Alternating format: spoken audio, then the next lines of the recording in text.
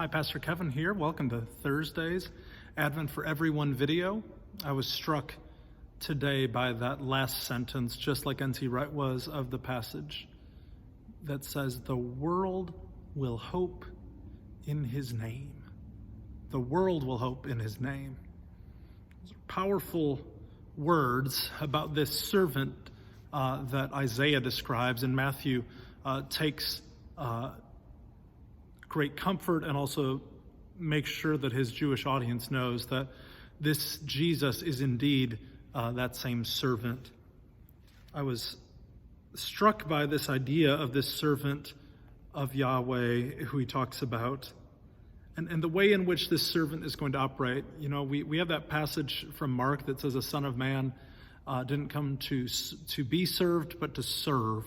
And we see that over and over in the life of Jesus. Wright says that rather with a quiet and gentle work of healing, bearing the love and grace of God to the dark parts of Israel and the world. That's how this servant will be known.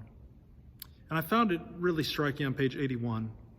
When we think about who Jesus is, I conjure up images of Philippians 2 verses 5 to 11, when it talks about that Jesus didn't come, but he gave his life up, and that he didn't consider it his job to claim his status as God, but he gave that up, taking on humanity, and then being made known also as a servant or as a slave, and then being found and being obedient to death, even death on a cross.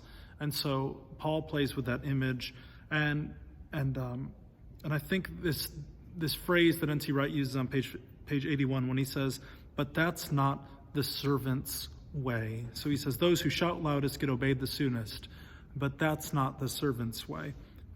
If they could see a weak link, a rod that's bent and could break, a candle that's almost gone out, they will trample it out without a thought, but that's not the servant's way. Friends, how are we called to live in a way that is against the way of our society, that doesn't fall in to all of the ways in which our society lives, and ways that live scared and afraid, ways that live hateful, and I think that we have a lot of opportunity right now at this point in our world to live the way of the servant, a way of generosity, a way of gentleness, a way of kindness, a way of humility, a way of self-control that would honestly be so refreshing to see in our world, and also would lead people closer to the heart of the true servant, Jesus.